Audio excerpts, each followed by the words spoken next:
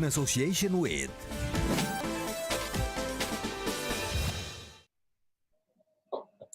Halo, selamat malam. Saya Prasidya Puspa, News Anchor CNN Indonesia yang hari ini akan menjadi host Anda dalam program Secret at Newsroom atau Setroom di cnnindonesia.com. Nah, kali ini kita akan membahas mengenai jejak Pak Pos di era digital langsung dengan narsumnya dari PT Pos Indonesia dan juga para pengamat dari bidang logistik. Ada Bapak Charles Sitorus, Direktur Komersial PT Pos Indonesia, kemudian ada Doni Wardana, praktisi bisnis logistik, kemudian ada juga Wahyudi Adi Prasetyo, beliau adalah akademisi, dosen di Sekolah Tinggi Manajemen Logistik Indonesia. Nah, kalau kita ngomongin soal PT Pos Indonesia ya, mungkin top of mind-nya nih di anak-anak seumuran saya kali ya, anak-anak 80-an, 90-an, itu selalu inline dengan surat, selalu inline dengan pengiriman majalah, pengiriman surat atau barang lainnya gitu ya. Dan kemudian Pos ini atau surat-surat ini selalu datang, selalu hadir dengan Pak Pos, selalu dengan tas oranyenya itu ya, di bawah-bawah. Nah, ini berkiprah sudah lama, sudah 274 tahun lamanya, PT Pos Indonesia kini menjawab tantangan yang akan dilakukan logistik di era kini, di zaman now ya. PT Pos Indonesia terus berusaha untuk melakukan transformasi agar bisa melakukan adaptasi. Secara 274 tahun ini sudah lama, dan sekarang generasinya berubah, behavior masyarakat atau konsumennya sudah berubah. Seperti apa nih kemudian PT Pos bisa menjawab perilaku dari masyarakat Indonesia untuk mengirimkan barang, layanan logistik ini. Nah, kalau kita melihat perkembangan dari layanan logistik di era digital, dengan banyaknya kebutuhan konsumen untuk mengirim barang secara cepat dan juga aman, ini membuat transformasi menjadi kunci. Dan sempat menjadi pemain besar juga kita tahu PT Pos Indonesia di tadi di era-era saya kayaknya gitu ya, 80-an, 90-an, 2000 awal. Sekarang mungkin teman-teman, para penonton cnnindonesia.com juga mungkin kayaknya belum ngeh gitu. Belum menjadi kesadaran kalau PT Pos ini ternyata juga menyediakan layanan yang sama dengan jasa-jasa layanan logistik lainnya.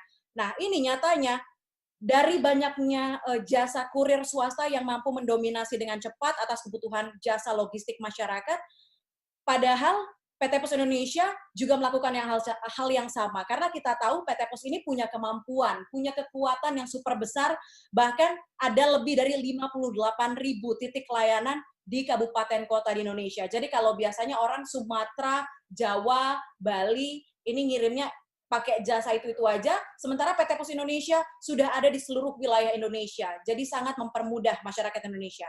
Tapi bagaimana kemudian PT Pos Indonesia ini bisa menghadapi perang bisnis di era digital ini? Dan selengkapnya akan kami bahas dalam Secret at Newsroom kali ini.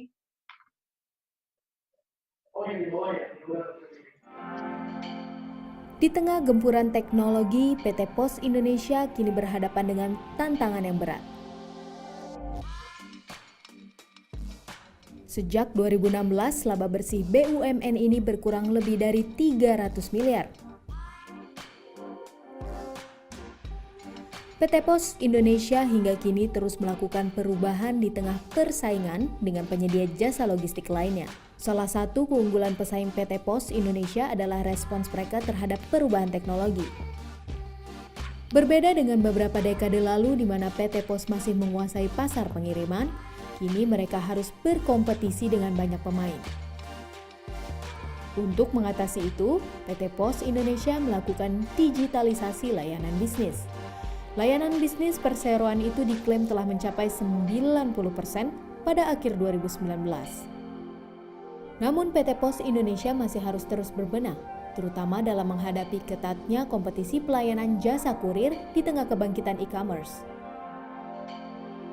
Berebut kue industri logistik yang kian besar di masa depan.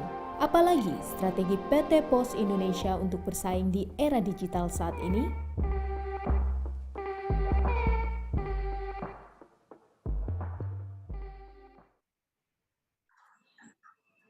Oke, kembali saya ingatkan narsum saya hari ini luar biasa. Ada Bapak Charles Sitorus, Direktur Komersial PT Pos Indonesia. Ada Doni Wardana, praktisi bisnis logistik. Kemudian ada Wahyudi Adi Prasetyo, dosen dari Sekolah Tinggi Manajemen Logistik Indonesia.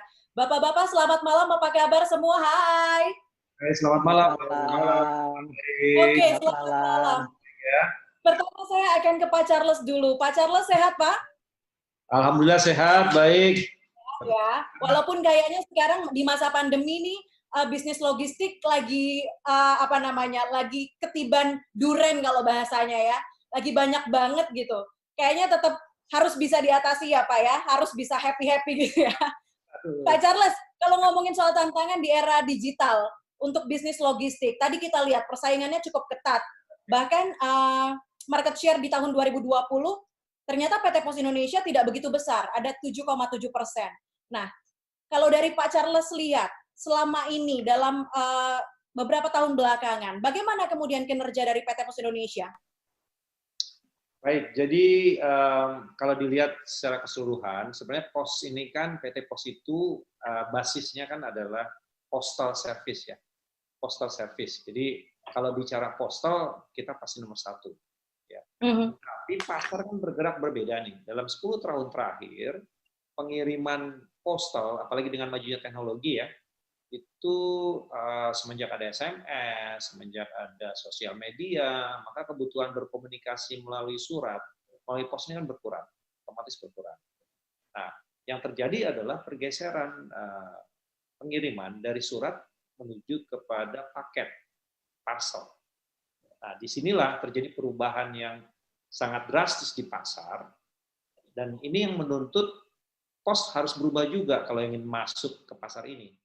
Dan inilah yang menjadi tantangan pos sekarang ini. Bagaimana merubah yang terbiasa mengirim surat dan dokumen, sekarang berubah mengirim yang sifatnya bentuknya paket atau parcel di dalam istilah logistik gitu ya.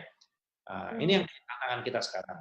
Dan tantangan ini harus dijawab ya, dan dijawab. Dan menjawab tantangan ini nggak mudah, karena ini menyangkut perubahan bisnis proses, perubahan mindset, juga investasi, kemudian juga teknologi di dalamnya, dan kesemuanya berjalan dengan demikian cepat. Nah, ini yang menjadi tantangan saat ini PT Pos, dan kita terus bergerak, dan kita bersyukur bahwa kita pada akhirnya sudah on the right track kalau saya bilang untuk mengejar kebutuhan pelanggan tadi, gitu ya. Jadi kalau kami fokusnya ke pelanggan ya, tentunya pada akhirnya akan berujung juga kepada penguasaan market share ya. Jadi kira-kira gitu Mbak Puspa. Jadi memang kita harus berubah dari semua hal yang ada, dari kebiasaan postal menjadi kebiasaan logistik dan kurir, dan ini sangat berbeda dunianya, sangat berbeda. Itu kira-kira. Oke, kalau melihat dari beberapa layanan swasta, layanan logistik swasta yang ada saat ini, mereka sudah bisa masuk ke e-commerce yang jelas pasarannya besar sekali di sini. Atas kebutuhan logistik itu besar sekali, Pak. PT Pos Indonesia ini posisinya ada di mana, Pak Charles? Baik, kita saat ini memang berpartner juga dengan main e-commerce ya. Jadi e-commerce kan sebenarnya ada dua bagian besar. Ada yang dinamakannya marketplace, ada yang namanya istilah kita itu pebisol atau social commerce ya, yang tidak tergabung ke marketplace. Nah, di dunia marketplace maupun di dunia social commerce ini, ada satu kebutuhan yang menjadi krusial. Pertama, ketepatan waktu pengiriman. Kedua, adalah trace and tracking dari barang itu sendiri. Dan ketiga adalah user experience yang friendly, ya, yang mudah dan friendly. Gitu. Nah, tiga hal ini yang harus dipenuhi oleh PT Pos. Ya. Baik dari sisi nanti kita platform digitalnya supaya bisa berkomunikasi dengan e-commerce maupun social commerce, maupun dari sisi teknologi trace and tracking-nya, maupun kemudahan dan easy use ya, kemudahan yang dipakai untuk para pelanggan. Jadi ini yang menjadi tantangan kita. Nah, kita bekerja sama dengan marketplace saat ini, tapi memang kita masih harus berjuang terus untuk bisa menjadi pilihan utama dari para pembeli maupun marketplace. Dan perbaikan itu kita lakukan sampai saat ini, dan secara bertahap karena memang tidak bisa dilakukan dalam bentuk sekaligus, karena memang kita bergerak dari awal yang berbeda, termasuk bisnis modelnya. Jadi kalau pesaing-pesaing kita tuh dari awal memang bergerak sudah di parcel, sudah di paket gitu.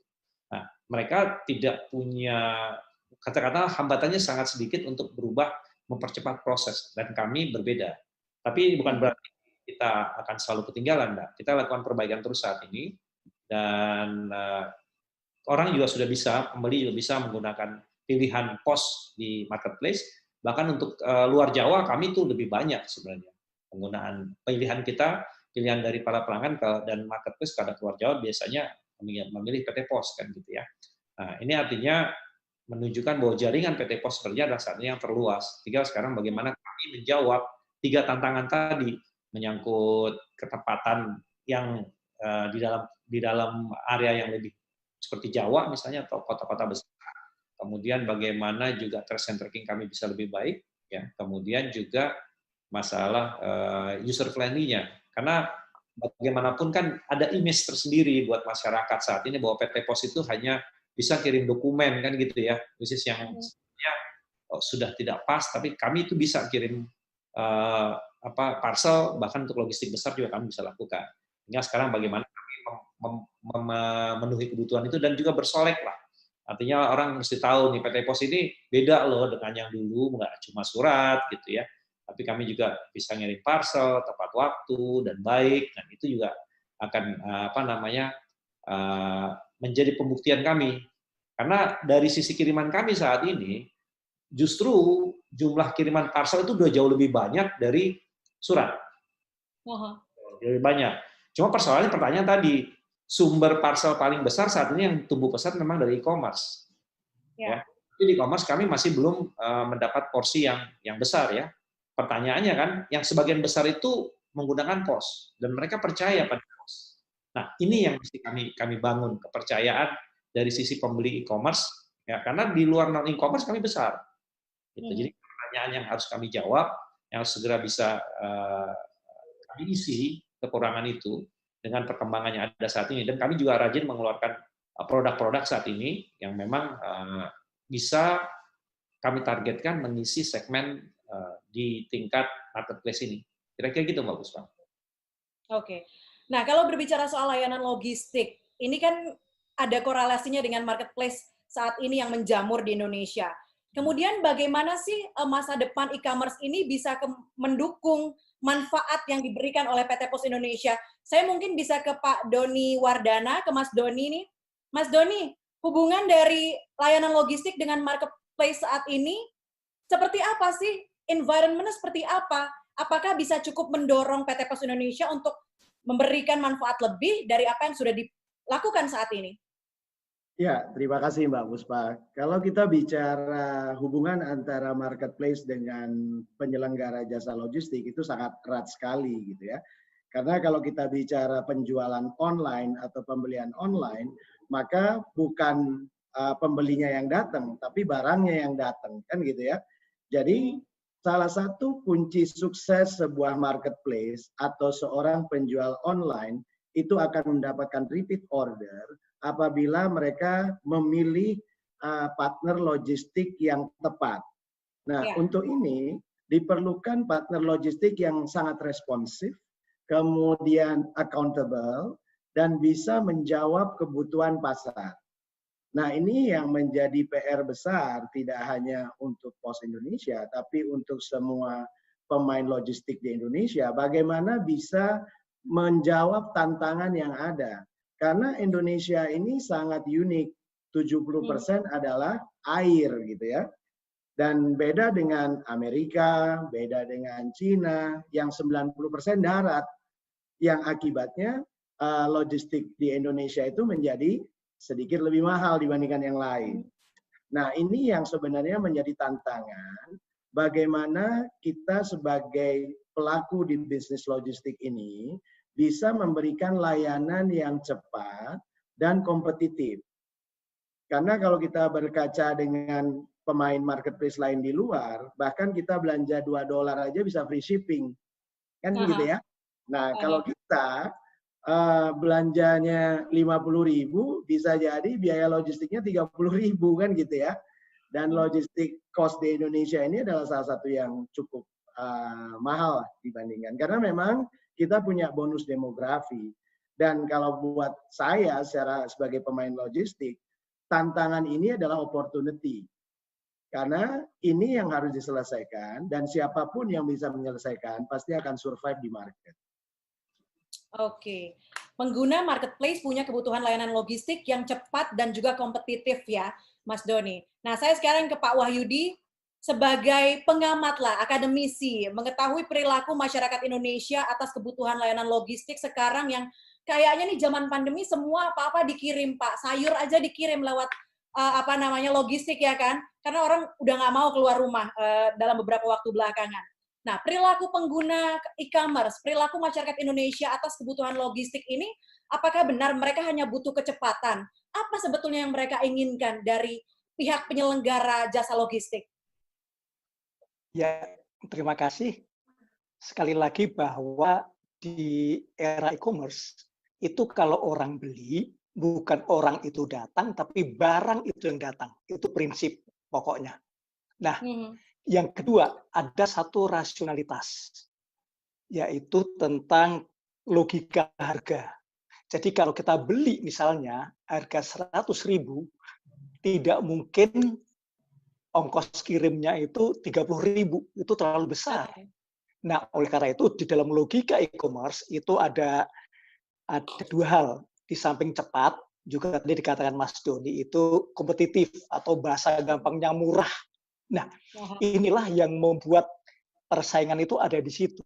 Oleh karena itu, tepat kalau hari ini kita membahas tentang era digital. Karena digitalisasi itu merupakan suatu kata kunci untuk meraih efisiensi yang pada akhirnya membuat biayanya itu menjadi rendah. Nah, oleh karena itu, kalau saya amati PT Pos tadi seperti dijelaskan oleh Bapak Charles, itu sudah masuk ke digitalisasi di produk-produk itu. Nah, memang PT Pos itu perlu menyesuaikan dari bisnisnya yang semula ada, yaitu bisnis paket pos atau parcel, berpindah ke e-commerce yang memang sedikit berbeda. Ya, persaingan itu menjadi berat karena dua hal. Yang pertama, era itu datangnya begitu cepat ketika PT Pos sedang bersiap-siap. Yang kedua, pemain baru itu begitu agresif dan dia itu lahir didesain memang khusus untuk melakukan pelayanan e-commerce. Nah, itu di situ letak menariknya. Saya yakin itulah. Oke. Kalau kita berbicara soal efisiensi nih, tadi diinginkan dikatakan para pelanggan atau pengguna marketplace e-commerce di era digital ini yang membutuhkan layanan logistik khususnya, mereka butuh harga yang cepat, harga yang murah, tapi butuh kecepatan juga dan butuh keamanan juga. Nah, kalau kita lihat kan PT Pos ini jaringannya banyak banget ya Pak Charles. Ada 11 regional, 58.700 titik layanan. Ada 100% di kota kabupaten Indonesia. Apakah ini kemudian bisa jadi faktor efisiensi itu bisa dilakukan kepada pelanggan untuk menggunakan jasa dari PT Pos Indonesia? Oke, Pak Charles tampaknya ada gangguan komunikasi dengan kami, tidak bisa merespon saya, atau saya tidak bisa mendengar Pak Charles. Oke, saya ke Mas Doni sekarang. Mas Doni, kalau ngelihat jaringan PT Pos yang begitu banyak, dan ngelihat biaya, kalau tadi Mas Doni juga sempat kita ngobrol-ngobrol sebelum acara ini, katanya Sumatera, Jawa, Bali itu mendistribusikan logistik atau mendistribusikan barang itu 70% keluar Indonesia. Nah, kalau ngelihat jaringan PT Pos yang banyak banget ini, harganya bisa bersaing nggak sih Mas dengan jasa-jasa kurir swasta lainnya di Indonesia? Ya, kalau menurut saya sih harusnya bisa. Karena kan kalau kita bicara salah satu challenge logistik di Indonesia itu kan network ya. Karena Indonesia itu sangat maritim. Dan satu-satunya perusahaan yang punya network terluas di Indonesia itu cuma Pos Indonesia. Karena perusahaan kurir yang lain itu menggunakan agency model atau franchise gitu. Nah, harusnya fixed cost dan variable cost-nya Pos Indonesia ini sudah bisa menjawab, dan aset yang dimiliki Pos itu kan sebenarnya sudah break even point sudah sekian tahun yang lalu dengan umur Pos yang udah 274 itu kan sebenarnya nilai asetnya itu boleh dibilang sudah nol gitu ya. Harus bisa menjawab. Nah, ini yang mungkin mesti dilihat di internal Pos, apakah memang ada biaya-biaya yang cukup tinggi Dan menurut saya yang paling penting apabila POS ingin melakukan transformasi adalah bagaimana komitmen dan mentalitas para employee atau stakeholder yang ada di dalam. Karena untuk melakukan transformasi itu butuh komitmen yang kuat dan itu harus mulai dari yang paling atas sampai yang paling bawah. Oke, nah industri logistik di Indonesia ini nyatanya disebut mahal, disebut yang paling mahal karena mencapai 24% dari PDB. Pak Wahyudi gimana melihat persoalan ini?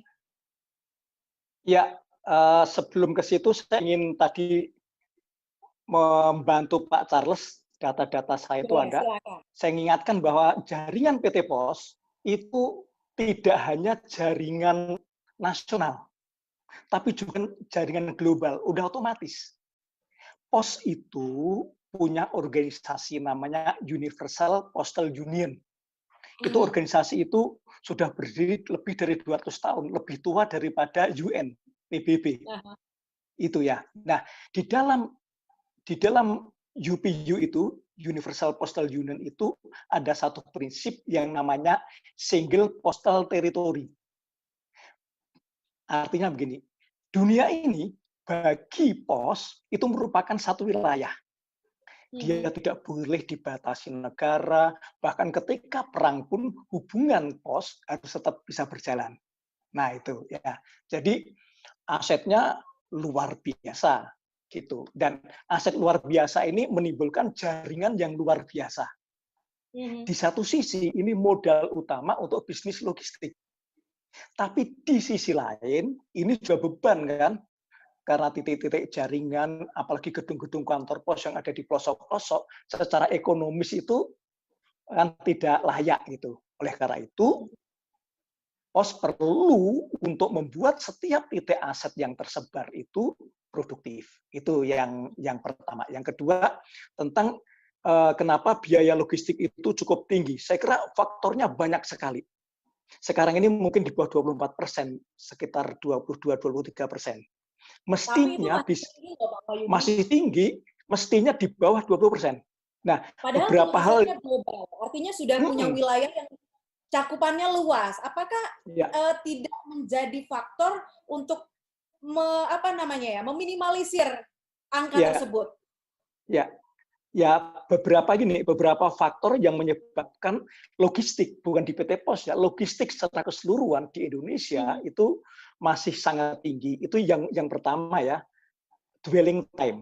Pak Jokowi kan selalu bilang tuh dwelling time-nya kelamaan. Kita itu dwelling time-nya ukurannya minggu, mestinya hari, kalau perlu jam gitu. Nah, dwelling time itu menyangkut dengan birokrasi yang panjang, meja yang banyak, yang ruwet gitu. Ini menimbulkan biaya. Di samping lama kan juga menimbulkan biaya yang sangat tinggi. Itu yang pertama, dwelling time. Yang kedua, biaya transportasi masih mahal loh di Indonesia itu. Karena apa? Karena tadi melewati lautan yang luas. Yang kedua, di jalanan itu juga ada biaya-biaya yang mestinya tidak ada gitu.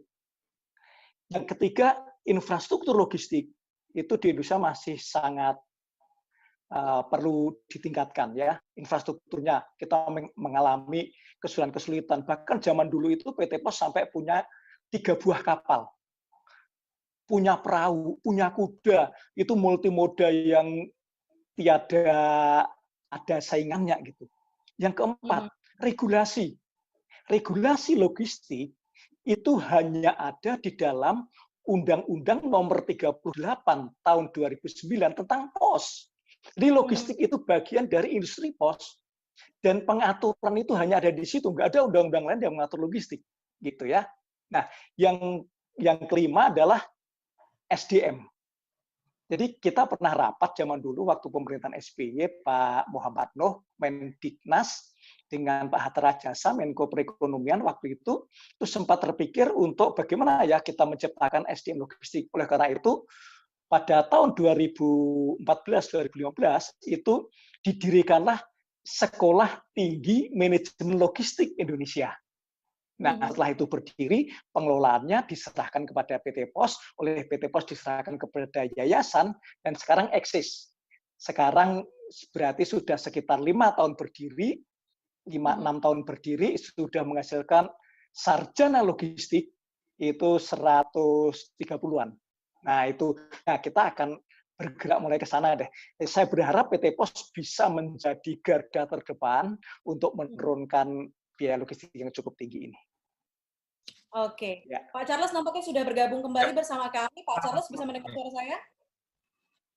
Bisa, Oke. bisa. Kan bagus, Pak. Ini dikatakan oleh Pak Wahyudi, katanya tuh kenapa di Indonesia biaya logistiknya itu cukup tinggi. Industri logistik ini PDB-nya mencapai 24%. Katanya sekarang sudah turun, tapi tetap angkanya tinggi sekali. Ada faktor panjangnya birokrasi, kemudian regulasi logistik juga disebutkan. Apakah ini yang menjadikan PT POS Indonesia nampaknya belum menjadi pemain besar dalam layanan logistik di Indonesia? Baik, Mbak Puspa. Sebenarnya kaitannya tidak secara langsung ya, kalau saya boleh mempunyai pandangan. Jadi gini, dalam industri logistik kan yang berperan nggak cuma satu, tidak cuma operatornya saja. Di sana ada operator transportasi. Kalau transportasinya mahal ya semuanya ikut mahal. Untuk transportasi kan ada bahan bakar, gitu ya. Kemudian juga ada urusan administrasi. Jadi sangat kompleks dan holistik sebenarnya konsepnya dari logistik ini. Nah, terkait dengan PT POS hanya satu bagian dari keseluruhan konsep logistik. Siapa itu? Ya, kita memainkan peran itu dari mulai last mile, the first mile sampai last mile dengan menggunakan banyak kerjasama dengan banyak bagian di dalam industri dari supply chain dari logistik. Nah, ini yang membuat biaya itu tinggi sebenarnya. Nah, keberadaan PT POS ini seharusnya bisa membantu paling tidak dari sisi keberadaan lokasi-lokasi kami yang di jaringan yang luas. Ya. Kemudian kedua, tentunya knowledge mengenai logistik itu sendiri yang kita miliki.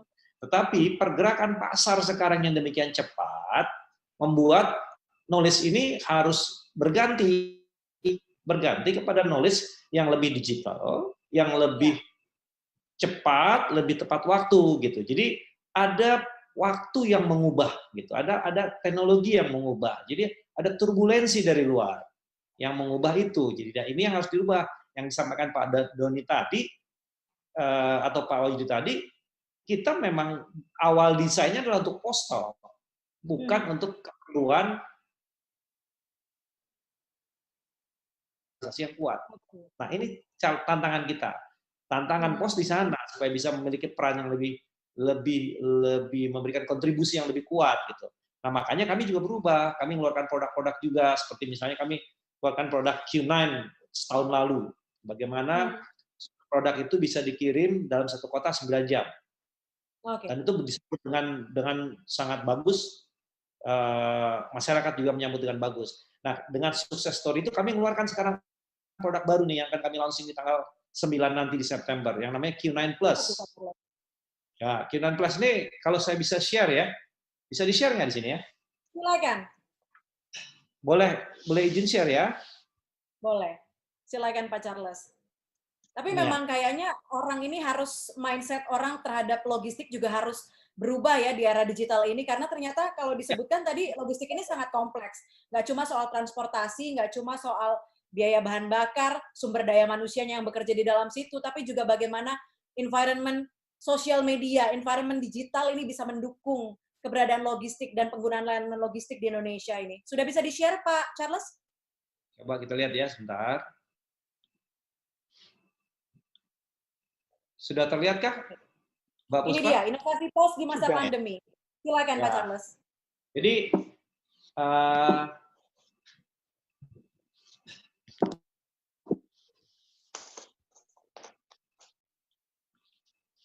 nah, namanya Q9 Plus, gitu ya.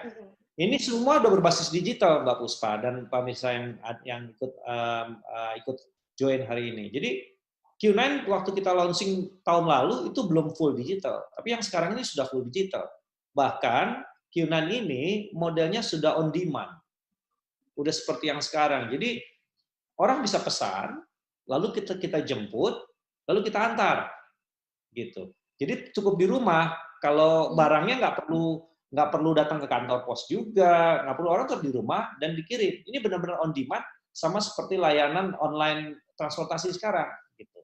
Jadi namanya Q9 Plus, kita berubah kenapa plus? Karena plusnya banyak nih. Jadi dia sekarang itu bisa kirim dalam kota. Jadi ada 7 kota besar yang akan segera kita launching di September ini. Jakarta, Bandung, Semarang, Solo, Jogja, Surabaya, Malang. Ini tahap awal. Nanti kita akan ke seluruh kota yang lain ya. Nah, dia kirimannya on demand, 10 kg per order. Jangkauannya sampai 30 km. Tarif mulai 10.000 untuk 3 km pertama. Dan ada tarif untuk kilometer tertentu berikutnya tergantung area. Target waktu penyerahannya maksimum 3 jam. Jadi ini semua dengan teknologi yang ada, kami akan udah bertransformasi nih sekarang ke sini. Tinggal tugas kami adalah memberitahu kepada masyarakat dan menjamin kualitasnya seperti yang kami janjikan. Nah, ini udah digital semua, Mbak Puspa. Jadi mau tidak mau, Tapi PT Pos harus Pak berubah. Charles, dengan anak-anak muda, anak-anak zaman sekarang yang menggunakan layanan logistik kan mereka gadget minded ya Pak Charles. Nah, Q9 Plus ini ada aplikasinya nggak? Ketika orang ingin mengetahui sampai di manakah barang dia, apakah itu sudah dilakukan oleh PT Pos Indonesia? Nah, lanjutannya itu gitu kan. Mbak Puspa ini seperti ini ya, cenayang ya, langsung tahu akan lari ke sana gitu ya. Jadi lanjutannya justru gitu. Jadi kita belum ngomong udah tahu gitu kan. Sangat mencintai PT Bertanya Mbak Puspa nih. Terima kasih Mbak Puspa ya. Kalau ngirim-ngirim barang kan harus tahu nih, wah udah di mana nih, saya takut tiba-tiba hilang di jalan, ada apa-apa nih bapaknya. Nah, Q9 ini bisa diperoleh gimana? Kan itu pertanyaan berikutnya kan. Nah, kita udah punya platform yang namanya Kiposin aja, bisa di-download di Android. Sekarang masih di Android ya, kita akan segera luncurkan juga yang base-nya teman yang satu lagi gitu kan ya. Nah, namanya Kiposin aja. Masuklah ke Kiposin aja, download. Di-download itu, nanti semuanya akan bisa terlihat di sana. Jadi produk-produk kita juga akan muncul di sana sebagai feature-nya kita. Dan ini mudah sekali pemakaiannya. Begitu download, nanti tinggal memasukkan kalau kita butuh kiriman, lalu dia akan mudah digunakan gitu. Jadi apa aja feature-nya coba ya kita lihat satu ya. Dia bisa menyediakan pick up service. Jadi begitu kita mendaftar, kita tahu ini semua udah digital base nih Mbak, bukan lagi PT Pos yang lama nih. Ini platform dan kita udah coba kemarin itu dalam seminggu aja penggunanya itu sudah sampai ratusan ribu, puluhan ribu tuh. Nah, kita coba transaksinya kan. Ini sudah menjadi pilihan sekarang bagi pebisol nih penggunaan Kipos aja.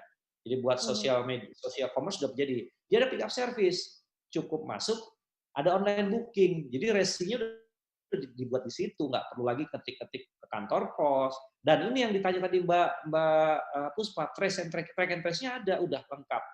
Bahkan kita nyempatin dengan on delivery.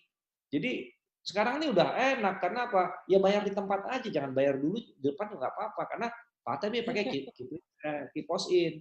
Multi payment juga gitu. Lewat bank bisa, kita juga punya PGN, punya cash. Jadi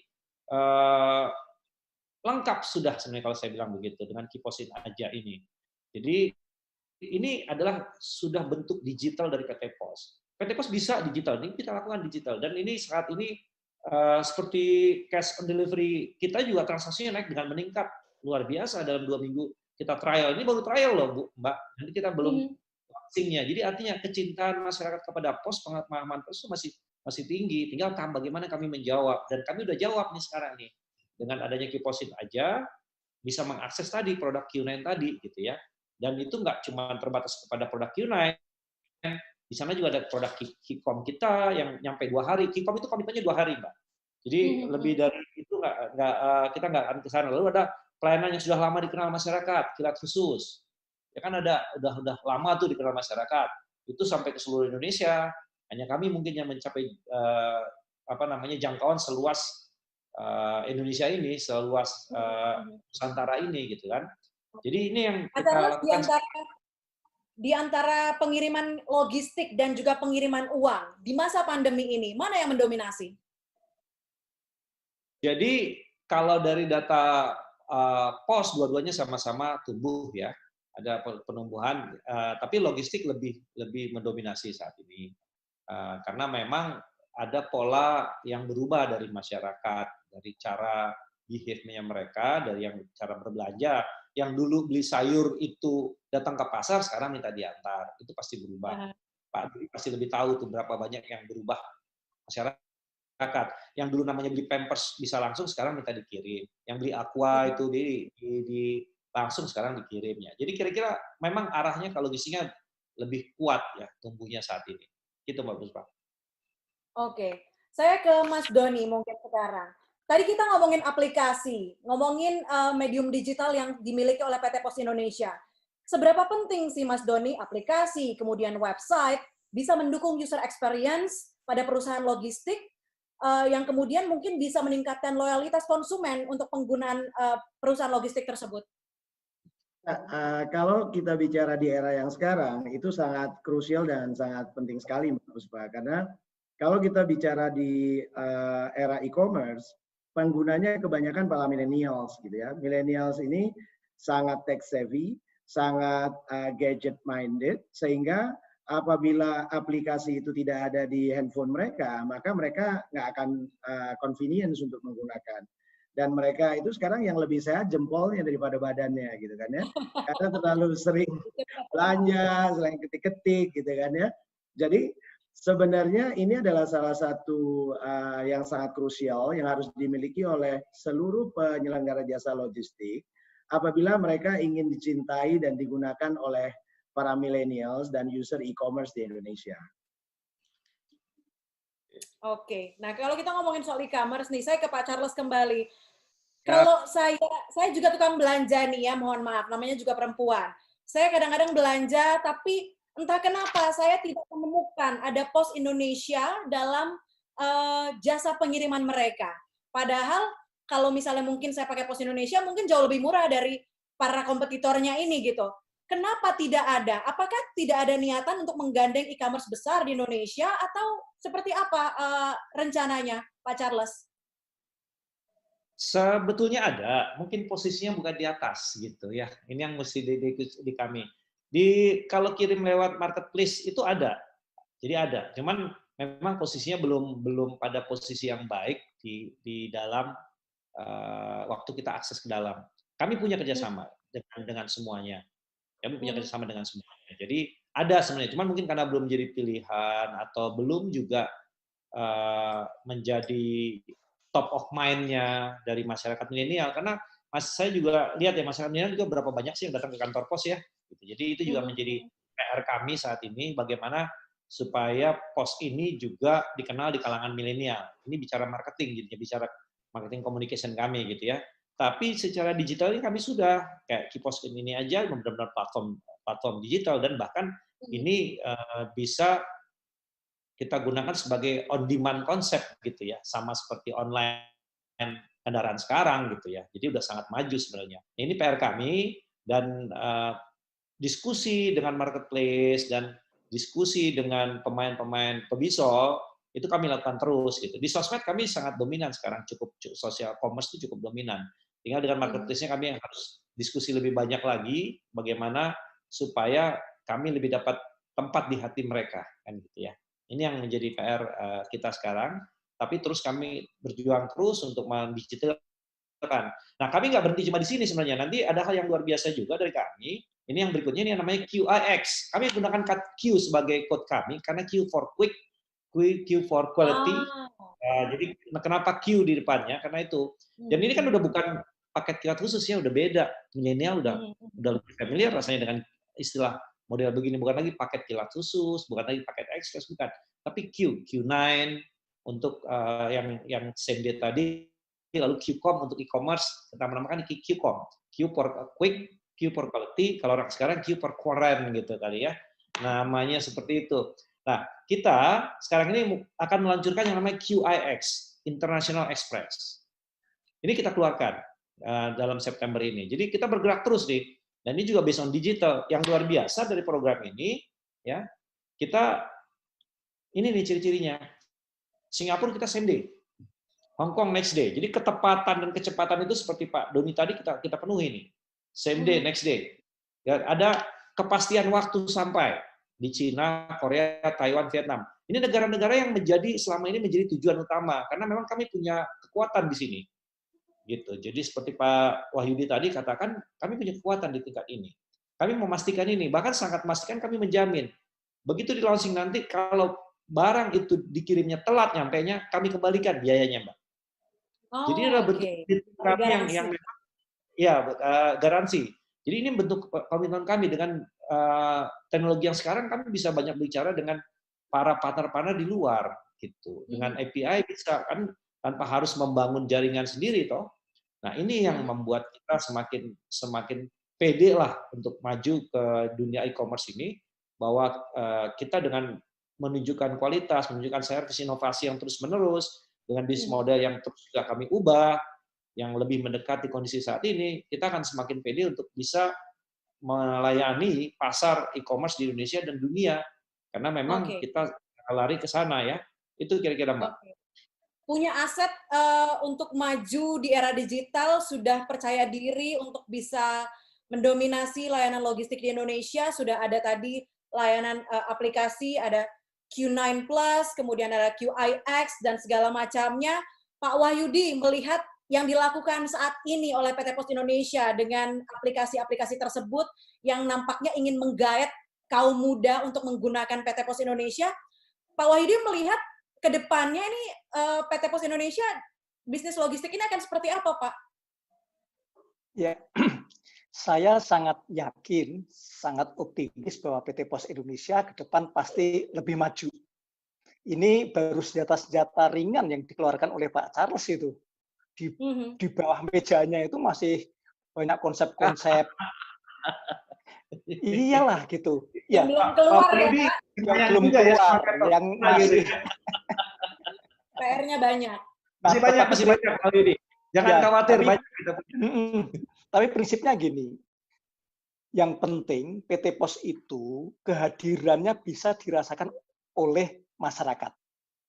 Nah, sekarang ini itu menjadi PR besar, terutama buat Pak Charles, Direktur Komersial, bagaimana itu hadir di hati masyarakat. Yang paling mudah adalah hadir di screen-nya masyarakat. Karena masyarakat kita yang usia belasan, itu zaman dulu kan namanya teenagers. Sekarang ini istilahnya screenagers. Karena mereka itu hidupnya dari screen ke screen gitu. Ya.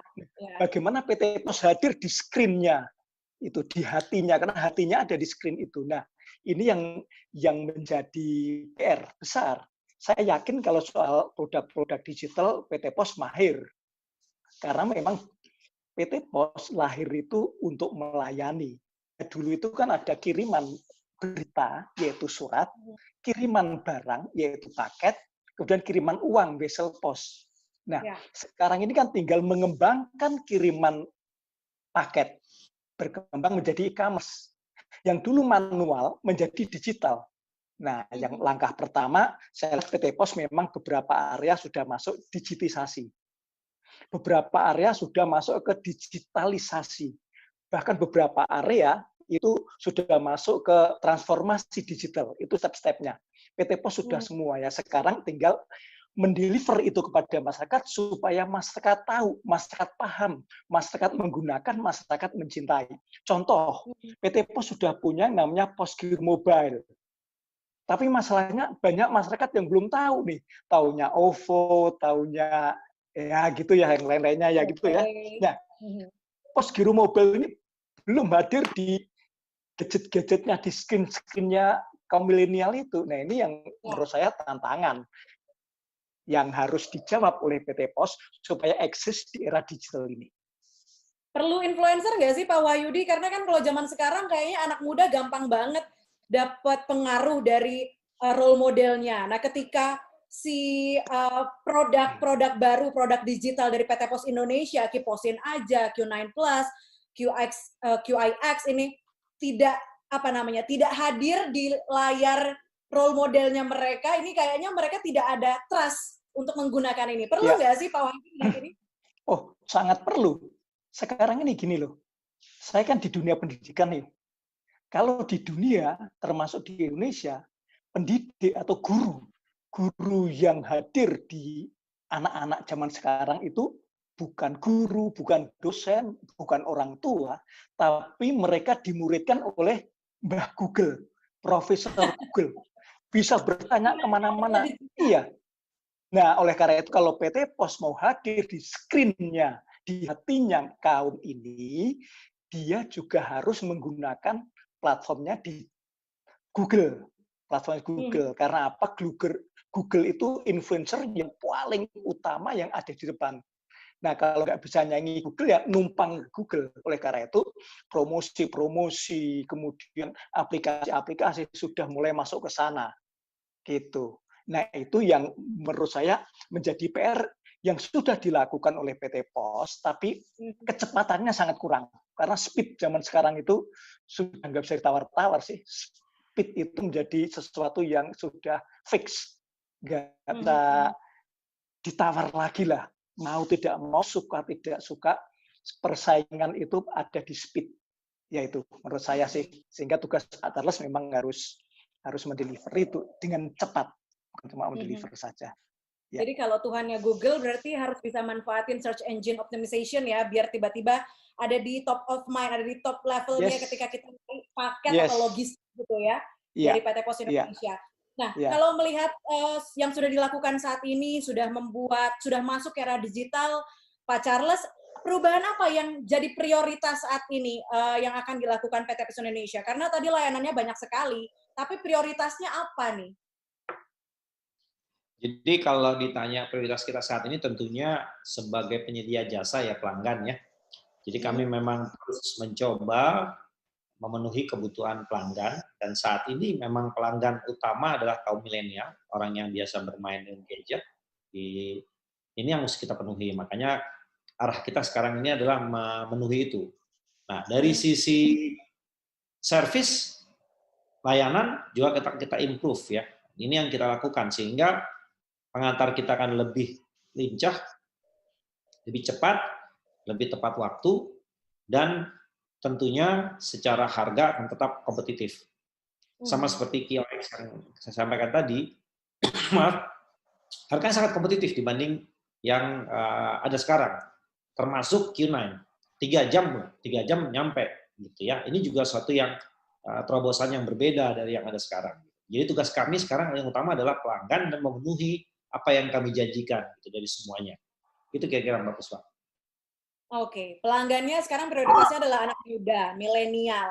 Mereka ini adalah kaum-kaum yang gampang banget ngasih komentar untuk produk, untuk layanan yang mereka gunakan begitu. Mas Doni, kalau melihat milenial di sosial media dengan cara mereka memberikan komentar, kita juga lihat beberapa mungkin ada segelintir isu negatif, isu yang tidak bisa tidak baik lah untuk PT Pos Indonesia. Mungkin ini harus seperti apa PT Pos Indonesia menanganinya? Harus responnya tuh kayak gimana sih dengan isu-isu seperti ini? Oke, kalau kita bicara millennials dengan yang maha benarnya itu ya, dengan segala komen-komennya.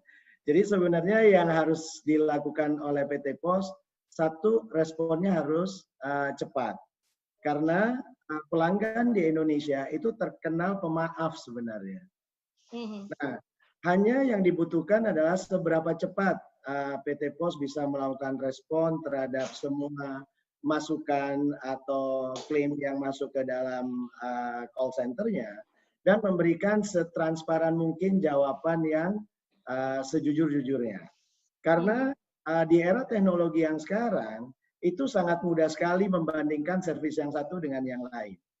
Mudah sekali membandingkan respon yang satu dengan respon yang lain. Nah, mentalitas inilah yang harus dirubah dan harus segera dieksekusi. Karena apapun rencana yang akan dilakukan, apabila eksekusinya tidak bagus, maka impact-nya juga akan terlalu terlihat. Dan menurut saya, milenial di Indonesia itu memang suka coba-coba. Dia akan coba A, coba B, coba C gitu ya.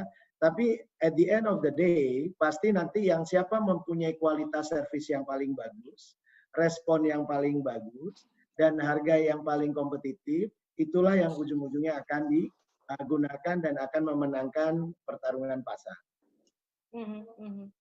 Oke, ini kita kan tadi juga sempat melempar polling. Saya baca ada satu ini yang cukup menyentil dari @firdariha, katanya jam buka diperpanjang tolong, sprinternya diperbanyak, biar pengirimannya juga lebih cepat. Kemudian terima kerja sama promo subsidi ongkir.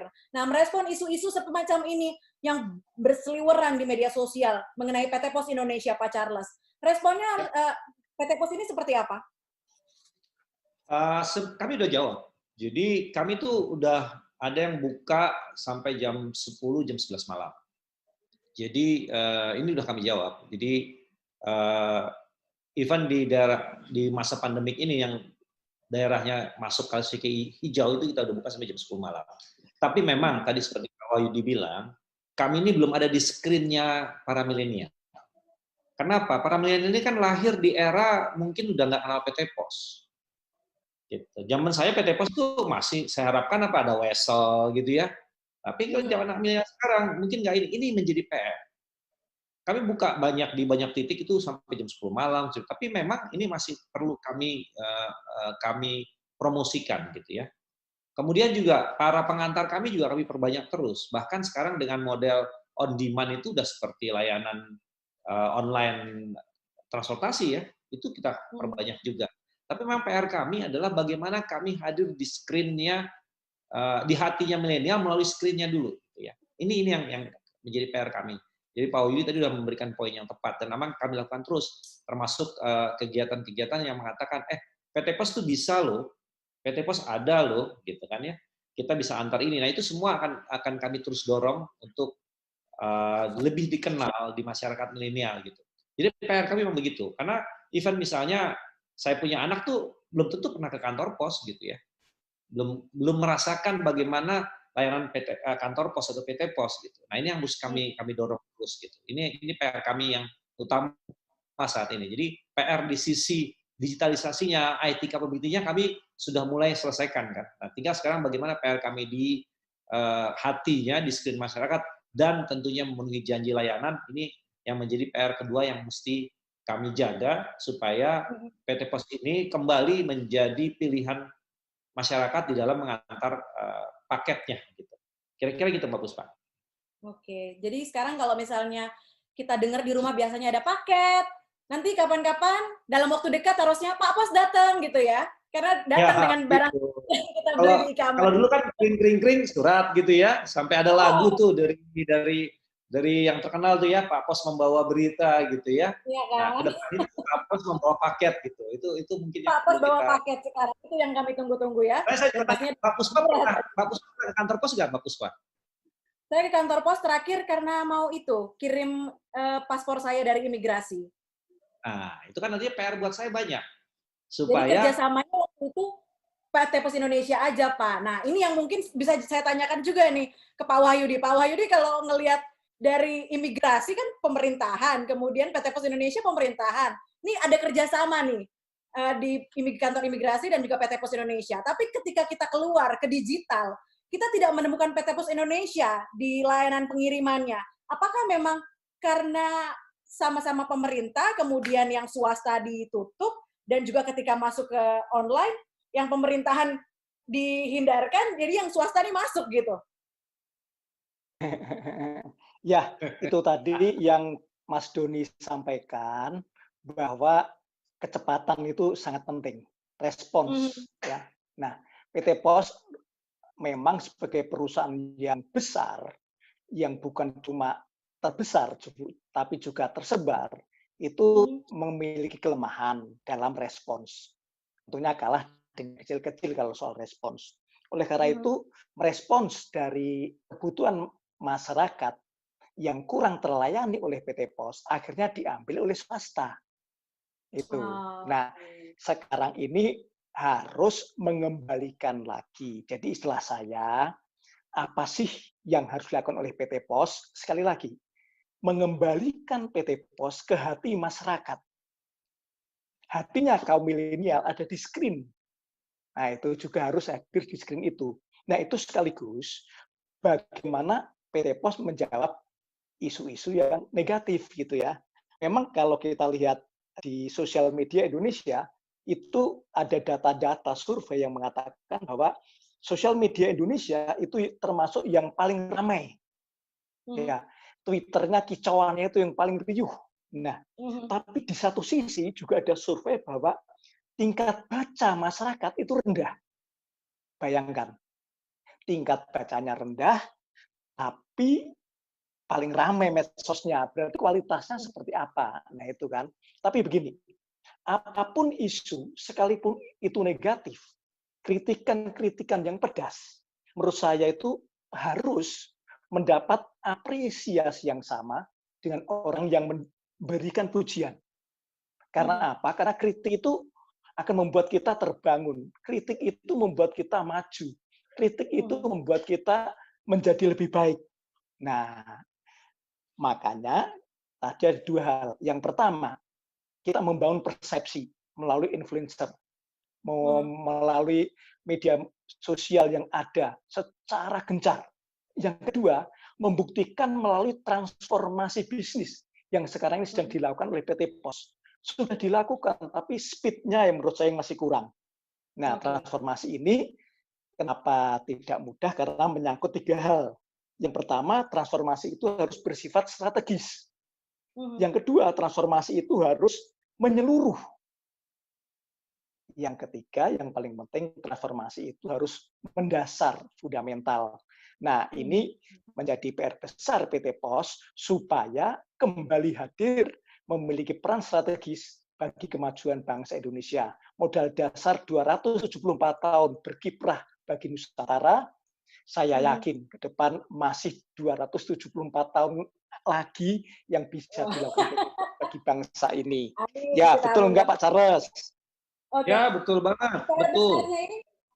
PR besarnya ini berarti kan saat ini di era digital ini adalah menggait hati milenial. Apakah kemudian strategi ini sudah cukup baik?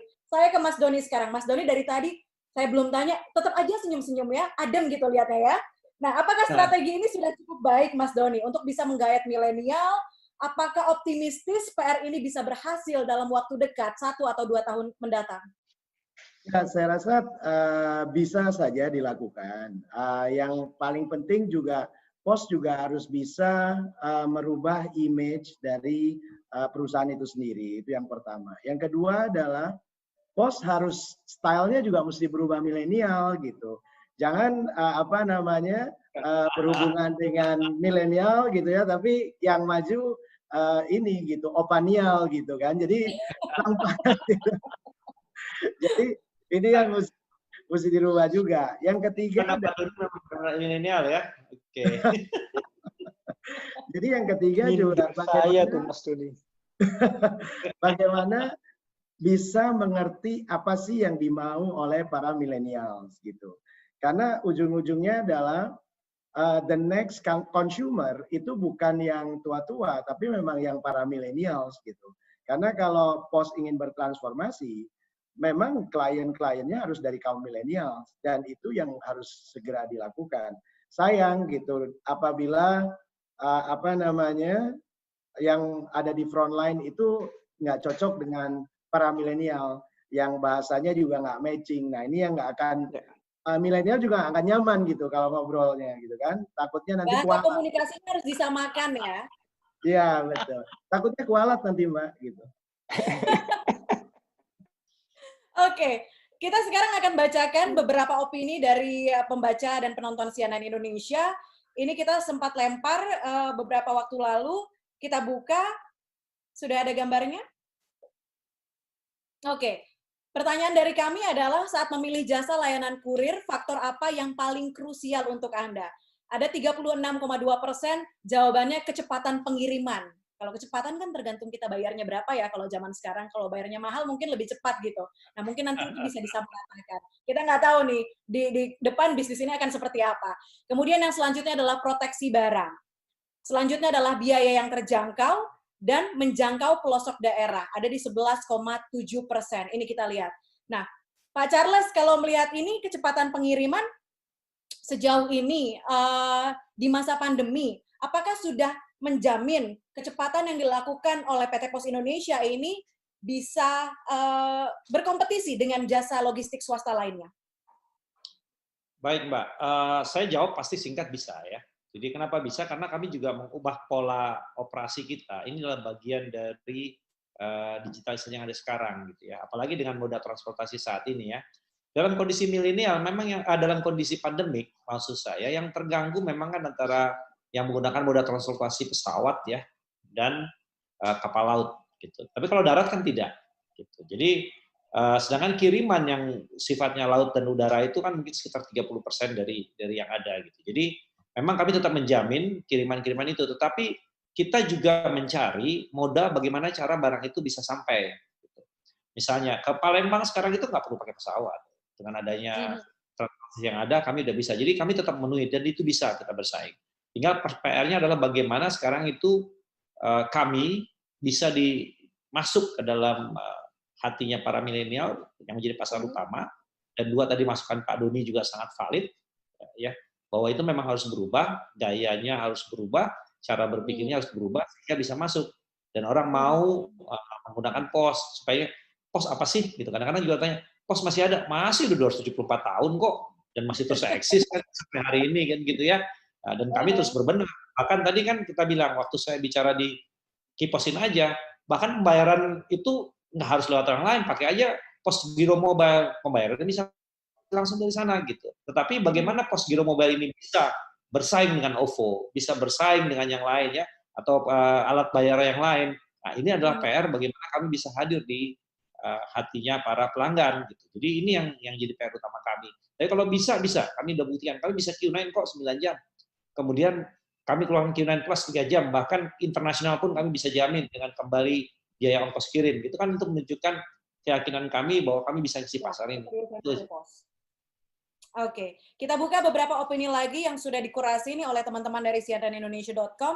Ada yang pertama dari @rahsetoap. Boleh dibuka? Bisa kita lihat bersama. Ini jadi kalau kata Rahsetoap ini, menurut saya pos ini harus seaktif para penyedia jasa swasta yang ada saat ini. Kita next lagi. Berikutnya ada Firda Riha yang tadi saya sudah bacakan juga. Jam buka diperpanjang, sprinter diperbanyak, biar pengiriman juga lebih cepat, kemudian terima kerja sama promo, subsidi ongkir. Ini dia dari Firda Riha di akun Twitter. Kita geser lagi, buka opini selanjutnya dari @vanderunyil. Bisa dibuka? Oke, jadi Vander ini mencuitkan katanya kerjasama dengan online marketplace, kemudian harga bersaing, dan pelayanannya prima. Dan selanjutnya kita buka lagi dari @comilminki. Juga ikut berkomentar di sini, katanya pengantaran dengan durasi yang relatif cepat, kemudian tracking yang jelas. Udah, itu aja dulu Pak Bos, katanya gitu. Oke, berikutnya. Siap. Siap ya. Karena netizen adalah raja Pak sekarang. Ya, oke. Berikutnya adalah dari Kismi Aprilia.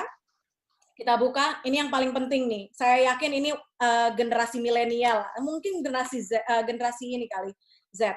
Tampilannya, cara berkomunikasinya dengan konsumen, mungkin harus similar dengan anak-anak kayak Mbak Doni banget, Pak Doni banget itu ya. Pak Doni banget kan. Tampilan, cara berkomunikasi gitu, betul. Cara berkomunikasi. Pak Wahyudi, kalau melihat behavior anak-anak zaman now, dengan mungkin Pak Wahyudi kenal nih dengan birokrasi, dengan para pemberi atau pengambil keputusan di PT Pos Indonesia. Apakah bisa melakukan komunikasi yang sama dengan anak-anak milenial zaman sekarang? Apakah pesan-pesan yang dibuat oleh PT Pos Indonesia ini bisa sampai ke milenial? Saya rasa apa yang saya perhatikan itu PT Pos Indonesia sudah sangat berusaha untuk ke sana. Tapi maaf nih, tetap belum berhasil. Karena apa? Karena begini. Iya, karena begini. Menggunakan generasi opa, apa Mas tadi ya? Opa lineal. Iya, opa lineal dipaksakan untuk pakai bahasa milenial gitu. Mestinya gini kalau menurut saya, PT Pos harus mulai merekrut dari anak-anak milenial. Itu yang pertama. Anak-anak milenial. Yang kemudian yang kedua, supaya percepatannya ini bisa dirasakan dalam hal komunikasi, PT Pos itu bisa membuat seluruh mahasiswa magang di tempatnya. Ya, ini kan banyak waktu libur gitu ya, bisa dimanfaatkan kok oleh PT Pos gitu. Bagaimana mendesain, mendevelop sesuatu yang memang bahasa dan tampilannya sesuai milenial. Itu hanya bisa dilakukan oleh kaum milenial, bukan opalinial yang sok milenial gitu loh. Masalahnya itu seperti kita ya. Kita bicara tentang online, seringkali itu kita masih melakukan sesuatu yang offline tapi di online kan gitu. Nah, itu yang menjadi seringkali tidak match. Tapi ada satu hal tadi yang ingin saya sampaikan, permintaan tentang speed ya. Tuntutan itu menurut saya sangat kencang sekali. Tadi ada dua hal yang diminta, misalnya jam buka diperpanjang, kemudian sprinternya diperbanyak. Saya pikir jam buka diperpanjang itu harus 24 jam. Sprinternya diperbanyak itu sampai jumlahnya dalam tanda petik unlimited. Bagaimana caranya ini bisa dicapai? Caranya adalah dengan melakukan sharing ekonomi. Nah, contohnya PT Pos menurut saya tidak perlu lagi kantor pos sekarang. Karena apa? Fungsi kantor pos di dalam bisnis e-commerce itu bisa digantikan Dropbox yang ada di rumah-rumah yang dimiliki oleh masyarakat. Digantikan ke situ aja Dropbox, sehingga jumlahnya banyak, bukanya pun unlimited time. Karena apa? Karena itu adalah rumah-rumah yang ditinggali, garasinya bisa menjadi Dropbox misalnya. Yang kedua, untuk menjadi sprinter atau pengantar surat, rekrut aja Gojek, rekrut Ojek, rekrut masyarakat siapapun yang mau. Nah, itu kan sharing ekonomi. Inilah platform yang dilakukan oleh Gojek dan sebagainya, bisnis-bisnis zaman sekarang. Jadi yang tadi saya katakan PT Pos harus melakukan transformasi, itu betul-betul harus mendasar, menyeluruh gitu. Nggak bisa parsial-parsial gitu. Jadi akan kelihatan janggal. Nah, itu oleh karena itu memang sudah saatnya yang pertama digitalisasi, yang kedua sharing ekonomi. Yang ketiga, ini yang paling penting, harus konsisten. Saya yakinnya optimis dan sangat optimis PT Pos itu kualitasnya tinggi. Saya punya pengalaman, kirim cepat nyampe. Tapi kalau sudah 5 kali tidak konsisten gitu loh. Kadang sehari nyampe, kadang 2 hari, kadang 3 hari. Nah, untuk mencapai 1 hari seperti yang lain bisa. Saya yakin tadi program 3 jam bisa. Yang perlu dijaga Pak Charles, konsistensi itu yang saya lihat masih yang harus digarisbawahi. Kelemahannya. Betul, ya.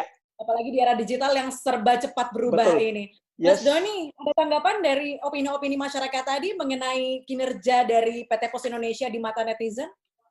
Saya rasa feedback-nya sangat valid ya, dan menurut saya itu adalah basic yang sangat yang harus segera dilakukan oleh Pos Indonesia apabila ingin berkembang di era yang sekarang. Dan menurut saya juga sharing ekonomi itu adalah salah satu kunci sukses juga apabila Pos ingin mengoptimalkan operational expense yang dimiliki.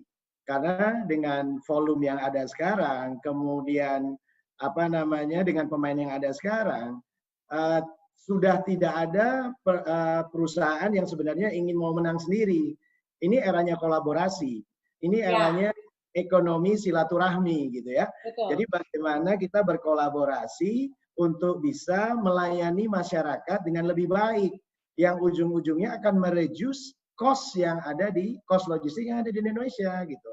Karena kalau mau menang sendiri, maka itu tidak akan pernah bisa selesai karena Pos butuh waktu. Kemudian ada beberapa pemain swasta yang asli Indonesia juga bisa mengoptimalkan aset yang dimiliki oleh Pos Indonesia sehingga kolaborasinya bisa bagus, yang ujung-ujungnya adalah masyarakat dan konsumen di Indonesia yang diuntungkan. Oke, gambarannya di era digital ini kayaknya memang kolaborasi jadi kata kunci besar begitu ya, untuk bagaimana setiap orang bisa mendapatkan keuntungannya begitu. Tapi kalau ngomongin soal masyarakat, dari masyarakat untuk masyarakat ke masyarakat, saya akan ajak bapak-bapak semua dan juga pemirsa untuk melihat Vox Pop atau suara warga mengenai PT Pos Indonesia. Kita buka.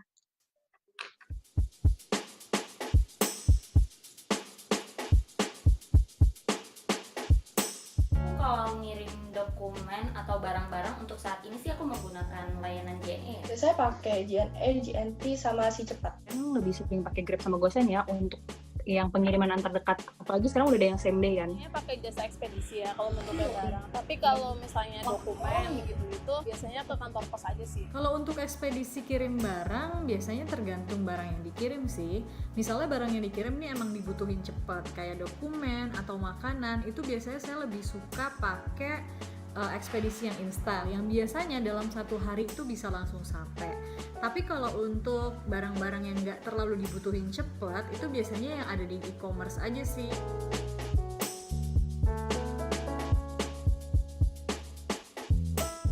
Kayaknya sih sampai saat ini belum pernah ya pakai ekspedisi PT Pos Indonesia, karena emang kalau belanja di e-commerce itu nggak pernah ada pilihan PT Pos Indonesia untuk ekspedisinya. Jadi, pertama karena kantor pos dari sini kan dekat, sama di mana-mana kantor pos kan ada.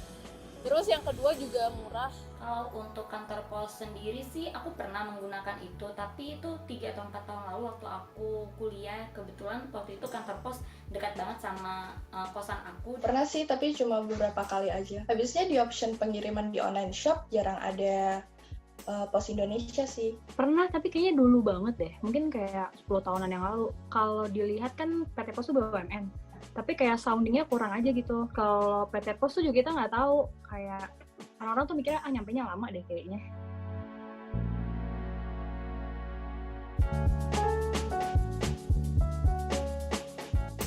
Sosialisasinya kali ya perlu digenjot lagi begitu, dan mungkin di era digitalisasi saat ini kantor pos juga bisa masuk ke digital, jadi lebih mempermudah masyarakat untuk mengetahui terkait dengan kantor pos itu sendiri.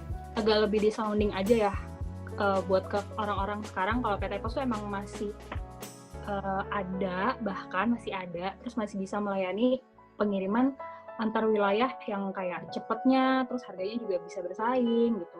Semoga PT Pos pelayanannya makin baik, terus bisa buka kantor cabang di mana-mana ya, biar nggak kalah sama jasa ekspedisi yang lain. Kedepannya kehadirannya di dunia digital diperbaiki, karena sekarang kan udah serba belanja online ya. Nah, kalau di online shop nggak ada atau jarang ditemukan Pos Indonesia, jasa Pos Indonesia, kita tuh jadi susah mau pakai jasanya mereka. PT Pos Indonesia bisa lebih gencarin lagi kerjasama dengan e-commerce, sehingga konsumen tuh tahu kalau PT Pos Indonesia tuh bisa loh kirim barang yang mungkin ada yang instan atau mungkin ada yang besok bisa langsung sampai gitu. Jadi kayak PT Pos Indonesia harus lebih gencarin lagi sih marketingnya supaya orang-orang tuh tahu gitu. Oke, itu dia tadi respon dari warganet mengenai industri logistik di Indonesia dan juga pandangannya terhadap PT Pos Indonesia. Saya ke Pak Charles kembali. Pak Charles melihat respon-respon dari warganet ini, tapi saya setuju tadi ada yang mengatakan bahwa kantor PT Pos lebih dekat. Iya, di wilayah rumah saya ternyata ada kantor pos yang justru lebih dekat dari jasa kurir swasta lainnya, dan mungkin lebih proper kali ya kalau saya bilang, karena kalau yang lain kayak di tempat kecil, sempit gitu, dimanfaatkan untuk jasa kirim atau logistik gitu. Nah, melihat respon-respon masyarakat tadi, kira-kira akan seberapa cepat perubahan ini dilakukan oleh PT Pos Indonesia untuk bisa lebih menggait para milenial untuk lebih paham dan bisa menggunakan jasa dari Pos Indonesia? Kalau ditanya secepatnya, seharusnya kan udah dari tahun-tahun sebelumnya ya, harusnya kita lakukan gitu. Dan kita ingin secepatnya ya. Jadi dengan melahirkan produk baru ini, baik Q9 Plus, Q Post In saja, dan QIX, ini juga yang menjadi senjata kami untuk lebih cepat berubah ke arah digital dan perubahan kecepatan terhadap layanan. Dan ini menjadi target kami. Kita terus merubah sistem yang ada, bisnis proses yang ada, supaya lebih dekat lagi kepada kebutuhan pelanggan. Nah, PR yang lain memang dari terima kasih banyak buat masyarakat yang sudah beri masukan tadi mengenai masalah sosialisasi. Ini juga yang menjadi pertanyaan, kan ada satu pertanyaan, berapa lama kantor pos gitu kan. Ini juga menunjukkan bahwa kita kurang populer. Dan ini harus kita dorong lagi, dan ini akan menjadi jawaban sebenarnya produk-produk kita dari segi produk dan segi kecepatan ini menjadi valid ya, karena hampir semuanya minta kecepatan. dan tentunya adalah ketepatan memenuhi janji gitu ya. Ini juga menjadi hal yang penting buat kita. Tapi kami optimis kita akan bisa secepatnya menjawab tuntutan itu dengan perubahan-perubahan yang ada. Karena semangat di PT Pos kami semua tuh memang ingin sekali bisa segera menaikkan kembali atau menjadikan kembali PT Pos itu menjadi pilihan utama di masyarakat dalam pengiriman, melakukan pengiriman baik dokumen maupun barang-barang yang lain. Semangat ini ada di teman-teman kita semua, satu tim di PT Pos, dan semangat ini juga yang membuat kita bisa melahirkan beberapa produk dengan cepat dan juga memperbaiki layanannya. Kayak gitu Mbak Puspa. Pak Charles, dalam waktu dekat, promosi apa yang akan dilakukan oleh PT Pos Indonesia untuk mensosialisasikan produk-produk digital PT Pos? Ini kan rahasia dapur ya, jadi nanti kita tunggu tanggal mainnya. Kapan itu akan kita luncurkan. Tanggal berapa nih Pak? Nah, kalau tanggal yang menarik lah, tanggal yang menarik yang biasa digunakan orang-orang untuk tanggal-tanggal tertentu gitu ya, hari pernikahan. Sama Harbolnas sih saya takut nih.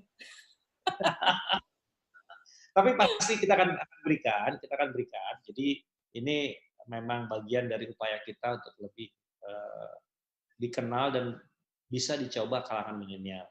Karena artinya apa? Karena saat ini pun secara revenue kami tetap tumbuh dengan konsisten. Artinya kepercayaan itu tetap ada. Tinggal bagaimana kami bisa masuk ke pasar milenial seperti yang bukan ke pasar hanya pasar opalineal seperti Pak Doni bilang tadi, tapi di milenial. Itu jadi tantangan yang luar biasa karena ada juga masukan tadi kan, bagaimana bentuk kita berubah, bagaimana kondisinya berubah gitu kan. Orang belum pernah ke kantor pos gitu ya. Nah, tapi ini menjadi tantangan yang menurut saya menjadi menarik dan kami yakin sekali di PT Pos kita bisa jawab ini dalam waktu yang secepat-cepatnya karena semangatnya ada di sana buat kami untuk melayani Indonesia, melayani semua yang ada. Oke, terakhir saya ke Mas Doni. Semangat apa yang perlu ditanamkan? Tidak hanya untuk para pengambil keputusan di PT Pos Indonesia, tapi juga untuk para pekerja, para kurir di PT Pos Indonesia untuk tetap mengaktifkan kinerja yang sudah dilakukan PT Pos Indonesia di era digital ini. Yang pasti satu komitmennya harus jalan dari atas sampai bawah ya. Dan seluruh stakeholder harus benar-benar punya satu visi dan misi yang sama, satu keinginan yang sama, satu semangat yang sama, dan sama-sama berubah menjadi milenial gitu. Jadi kalau enggak, ya percuma gitu ya. Karena ujung-ujungnya market yang dihadapi adalah market milenial, bukan market kejayaan 30 tahun yang lalu gitu. Marketnya udah berubah. Dan sekali lagi, terbuka untuk banyak ide, banyak kolaborasi, dan banyak bekerja sama dengan banyak pihak. Karena ujung-ujungnya adalah pos ini adalah BUMN yang harusnya bisa bekerja sama dengan private sector, bukan malah berbenturan. Ini yang harusnya bisa dilakukan juga, karena BUMN ini harusnya bisa saling support dengan private sector yang asli Indonesia, dan harus UMKM friendly. Itu aja. Ya. Oke, terima kasih. Saya sekarang ke Pak Wahyudi sebagai closing statement. PT Pos Indonesia ini selain menjadi jembatan dalam mendistribusikan logistik di Indonesia, bagaimana PT Pos Indonesia harus menjadikan perusahaan ini bisa menumbuhkan perekonomian negara, Pak Wahyudi? Ya, tadi saya mulai dari pendapat masyarakat. Saya melihat ada satu benang merah yang sama yang disampaikan oleh masyarakat, yaitu kenapa mereka tidak memilih PT Pos. Itu mereka tidak memilih PT Pos karena PT Pos menurut mereka tidak ada di daftar mitranya marketplace di dalam bisnis e-commerce. Nah, oleh karena itu PT Pos untuk datang kepada milenial harus masuk lewat situ tuh, harus masuk ke daftar paling atasnya e-commerce. Bagaimana caranya? Ada dua cara menurut saya. Yang pertama dari sisi supply. Tadi saya katakan kantor pos PT Pos nggak butuh lagi kantor pos karena bisa pakai sharing ekonomi yang ada di masyarakat, pakai box ibu rumah tangga jadi pegawai pos gitu ya. Nah, berarti kantor posnya kosong dong, iya kan? Nah, kantor pos difungsikan menjadi begini. Yang pertama menjadi gudang untuk e-commerce. Yang kedua menjadi pusat konsolidasi kiriman. Yang ketiga, ini yang paling penting yang disampaikan oleh Mas Doni juga. PT Pos ini menjadi showcase atau showroom-nya hasil-hasil UMKM. Jadi UMKM kumpul di kantor pos, terutama di desa-desa ini sangat butuh tempat seperti ini. Nah, kumpul di kantor pos, bikin produk, dikasih training, dikasih cara-cara memasarkan secara online, gitu ya, dibantu, dipajang, difoto. Nah, kantor pos berperan di situ sehingga mereka otomatis meminta supaya kalau pengiriman lewat pos itu dari sisi supply, dari sisi demand. Sisi demand tuh tadi udah jelas banget bahwa yang dibutuhkan tuh cepat tapi murah. Di e-commerce tuh gitu, cepat tapi murah. Nah, di persepsi PT Pos, yang cepat itu mahal, yang murah itu lambat. Ini perlu dihancurkan itu mindset-nya itu. Harus tetap menyusun produk yang cepat dan murah. Nah, oleh karena itu kuncinya satu, digitalisasi. Jadi cocok banget dengan judul saat ini. Nah, kalau Pos sudah ke situ, diterima masyarakat, maka Pos bisa merebut peran strategisnya dalam membangun negara sebagaimana sejarah yang pernah diukirkan. Nah, saatnya ke depan PT Pos berbenah, bekerja, membuktikan diri eksistensinya. Menjadi garda terdepan bagi bangsa dan negara ini. Contoh, ketika kita mengalami pandemi, PT Pos harus garda terdepan itu untuk mengangkut apa? Alat-alat kesehatan, mendistribusikan obat-obat, memberikan bantuan sosial. Harus garda terdepan ini menjadi mitranya pemerintah. Kan PT Pos itu BUMN. Ya. Saya yakin bersatu padu, one team, one dream. Ya, satu tim, satu mimpi, yaitu merebut hati masyarakat, merebut hatinya pemerintah, menjadi bagian dari kemajuan peradaban dunia. Menurut saya itulah yang diperlukan. Oke. Artinya banyak sekali sebetulnya PR PT Pos Indonesia ini untuk bagaimana bisa kembali mengepakkan sayap kejayaan PT Pos Indonesia di masa lalu di era digital saat ini. Pak Charles Sitorus boleh memberikan closing statement untuk setroom kita kali ini? Silakan, Pak. Yang pertama, terima kasih tentunya buat masyarakat yang sudah menggunakan PT Pos, dan juga terima kasih untuk masukan semua yang tadi, Pak Doni, Pak Wahyudi. Ya, ini semua adalah bagian dari kecintaan Pak Doni, Pak Wahyudi kepada PT Pos dan masyarakat. Yang kedua, PT Pos sudah digital kok sekarang. Jadi ini yang perlu juga saya sampaikan pada masyarakat, kita sudah digital dan kita sudah dengan mudah. Jadi hanya dengan handset sebenarnya sekarang sudah bisa menikmati layanan PT Pos, tidak perlu datang ke kantor pos lagi secara repot. Itu yang kedua yang saya sampaikan. Yang ketiga tentunya perubahan PT Pos dalam melayani pasar yang berubah saat ini itu terus-menerus kita lakukan. Gitu. Jadi nggak usah ragu pakai layanan PT Pos. Saya yakin juga banyak Pak Doni juga nggak ragu kok pakai layanan PT Pos. Itu juga akan selalu hadir, dan saya berharap juga Mbak Puspa juga nggak ragu karena kita akan terus menjamin layanan kita. Gitu. Dan tentunya kami akan terus berusaha terus hadir di screen-nya para milenial. Gitu. Ini akan menjadi upaya kami, dan saya sendiri sekarang ini juga terus dengan tim kita sama-sama terus untuk mencari dan memperbaiki dan lebih mendekatkan PT Pos kepada kaum milenial. Demikian, Mbak. Oke. Baik, persaingan bisnis logistik sekarang kian cepat karena di era digital orang gampang berubah sekarang. Jadi Pos Indonesia ini harus bersaing begitu ketat dengan para kurir swasta yang namanya melambung karena menggandeng e-commerce ya. Nah, ini selain persoalan internal tadi yang juga Pak Wahyu disampaikan, nampaknya memang Pak Pos ini harus bisa berebut kue, harus bisa berkolaborasi dengan masyarakat di Indonesia untuk saling bisa melambungkan nama antara Pak Pos Indonesia dan juga UMKM ataupun pengusaha lokal di Indonesia, begitu ya.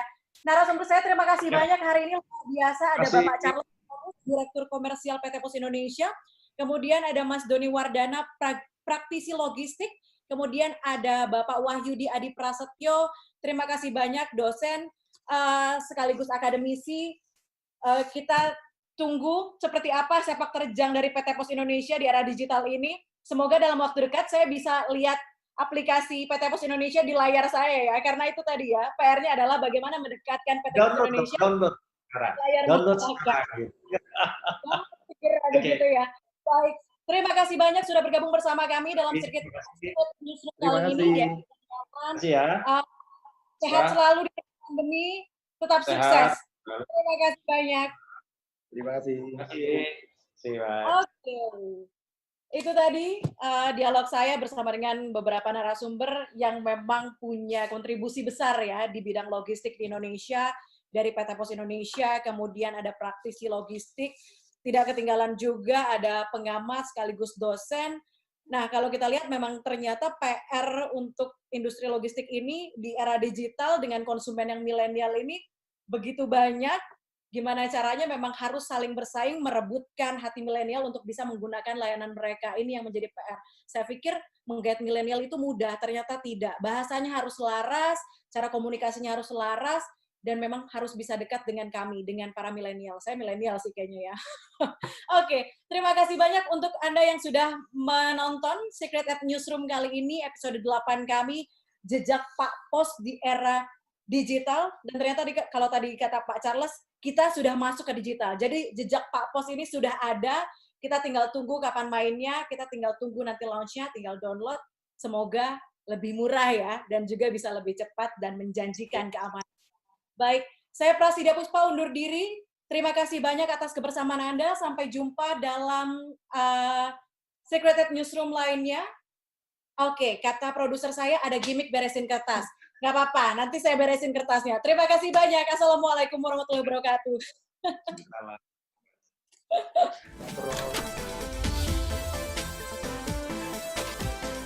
In association with